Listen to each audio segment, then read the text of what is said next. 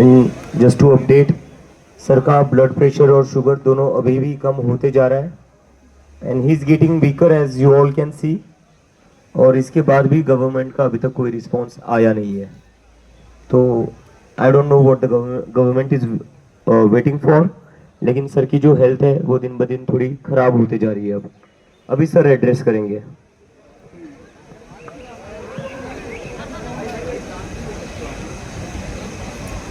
नमस्कार, अभिनंदन सभी को। झूले। जी हाँ, तो छठवां दिन मेरे अनशन का खत्म होने जा रहा है। मेरा शरीर थोड़ा कमज़ोर हो रहा है, मगर मेरी आत्मा, मेरे रूह बिल्कुल वैसा ही फुर्तीला है और रहेगा। आज मैं आप लोगों को एक नई खबर बताना चाहता था, जिसे कि खुशखबरी भी कहा जा सकता है। जैसा मैं कहता रहा हूँ, दो मुद्दे मेरे दिल के करीब हैं, शिक्षा और पर्यावरण। और सत्य और अहिंसा मेरा रास्ता रहा है और न्याय मेरी मंजिल। तो जहाँ शिक्षा के लिए हम अभी यहाँ बैठे हैं, सुधार के लिए, वहीं पर्यावरण और संस्कृति में हम जो लद्दाख का मसला था, पिछले 6 सालों से संघर्ष करते आए हैं। तो आज ही लेह में एक वार्ता हुई लद्दाख के नेताओं और गृह मंत्रालय के अधिकारियों के बीच, और उसमें लद्दाख के जो बचे हुए मसले थे उन्हें लगभग हल कर दिया गया, जिसमें गृह मंत्रालय राजी हुई कि वो लद्दाख में एक खास किस्म का लोकतंत्र स्थापित करेंगे, जैसा लोगों की अपेक्षा थी, और वैसे ही संस्कृति और प्रकृति के संरक्षण के भी उपाय किए जाएंगे, जैसा लोगों की अपेक्षाएं थी। तो ये अच्छी बात है कि लोगों ने आपको आवाज़ दी, कभी अनशन करके, कभी पदयात्रा करके, कभी जेल जाकर, और फिर आपने भी वो आवाज़ भले ही देर से मगर सुनी। अब मैं चाहूँगा सरकार से विनम्र विनती करने की कि शिक्षा में जो ये मसला है, जो ये जवाबदेही है, वो भी आप पूरी करें। इससे आप छोटे नहीं होंगे। गलतियां होती हैं, गलतियां करने से आप इंसान बनते हैं। कहते हैं इंसान गलतियों का पुतला है, मगर जब आप गलतियों को कबूल करते हैं, मानते हैं, तो आप महान बनते हैं।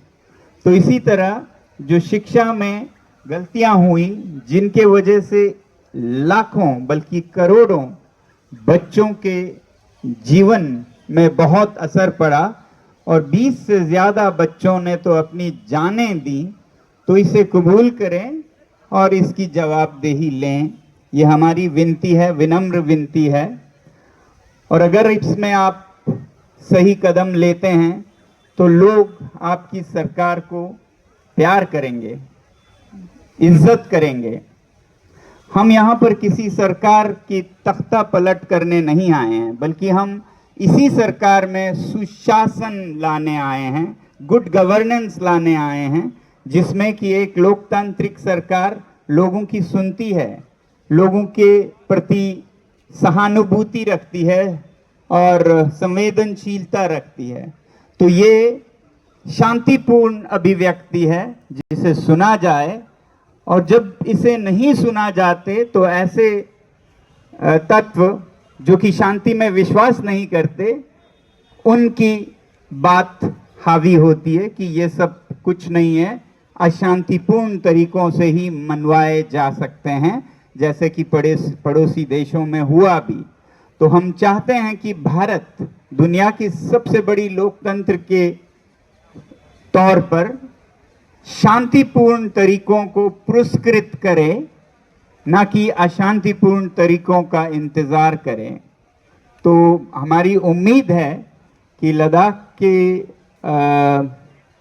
मसलों को जैसे उन्होंने गंभीरता से ली, वैसे ही करोड़ों विद्यार्थियों के इस आवाज को भी वो सुने और ऐसा करके वो लोगों के और करीब पहुंचेंगे, वो और लोकप्रिय होंगे।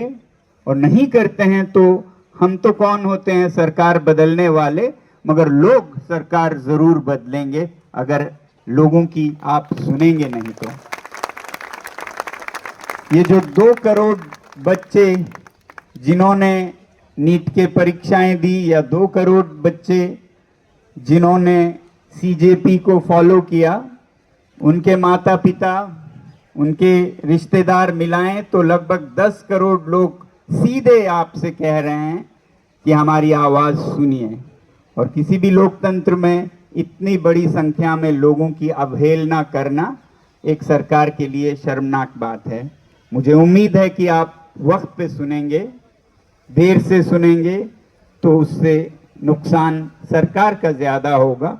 हम तो यहाँ रह लेंगे, मुश्किलें सह लेंगे, और यही हमारे संदेश का एक हिस्सा है कि हम मुश्किलें, हम दर्द खुद पे देंगे, किसी और पे नहीं देंगे।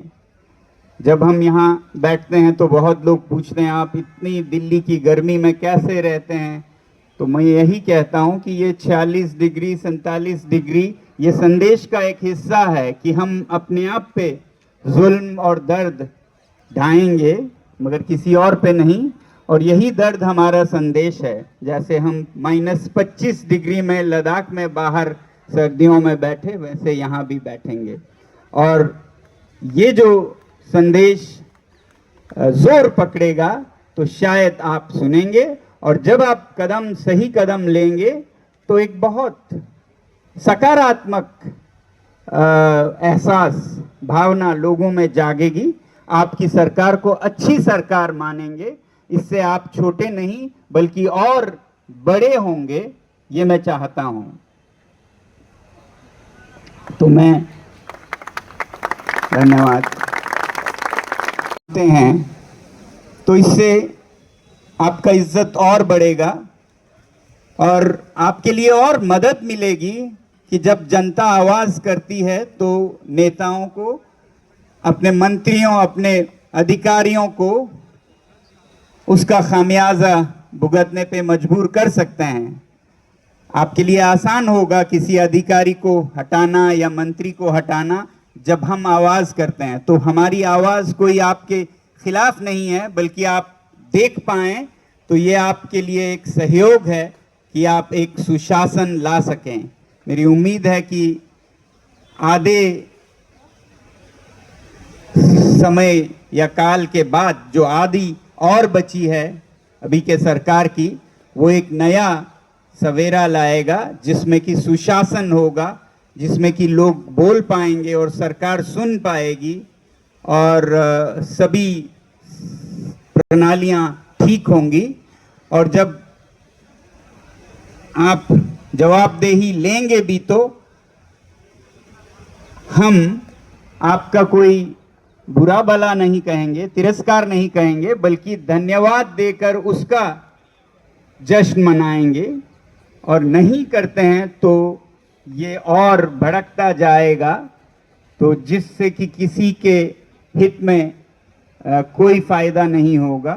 तो इसलिए मेरी तो यही विनती है कि जैसे लद्दाख के मसले पे हो रहा है, जिसका हमें आशा है कि ये एक अकॉर्ड या समझौता बन के भी आएगा, अभी तो ये प्रक्रिया है जिसमें अच्छे कदम लिए गए, वैसे ही आप शिक्षा में भी जवाबदेही और सुधार के ठोस कदम लेकर जवाबदेही लेंगे अपने मंत्रियों से और एक लोकप्रिय सरकार बन के दिखाएंगे। यही मैं कहूँगा आज 6वें दिन पर। धन्यवाद। छत्रपति शिवाजी महाराज, डॉक्टर बाबा साहेब अम्बेडकर और भगत सिंह के लिए अपमान के अगेंस्ट लड़ना अरेस्ट होने के लिए क्वालिफाई है या उसकी वजह से अरेस्ट होना पड़ेगा? Sir, I am ready to get arrested, लेकिन मैं अपमान नहीं सहूंगा। महाराष्ट्र से आता हूं तो छत्रपति शिवाजी महाराज हमारे लिए देवत के बराबर है, डॉक्टर बाबा साहेब अम्बेडकर भी, शहीद भगत सिंह भी। तो अपमान तो नहीं सहेंगे सर हम। बाकी पुलिस हमारे ऊपर, हमारी बाकी कोई गलती बता दीजिए ना सर। 14 दिनों से बैठे हुए हम, कोई एक भी प्रॉब्लम हुई किसी पुलिस वालों को हमारी तरफ से? कितना प्यार से बात कर रहे हैं हम। कोई भी इशू होता है मैं तो घुटनों पर आकर भीख मांग रहा हूं सर। जिस दिन पानी रोका गया था मैं घुटनों पर आकर भीख मांग रहा था कि सर प्लीज पानी छोड़ दीजिए। लेकिन अपमान नहीं सहेंगे सर, जिन लोगों ने ये देश बनाया, जिनकी वजह से ये देश आजाद हुआ है, उन लोगों का अपमान नहीं सहेंगे। किसी को भी उनकी किताबें सड़कों पर फेंकने का हक नहीं है। फिर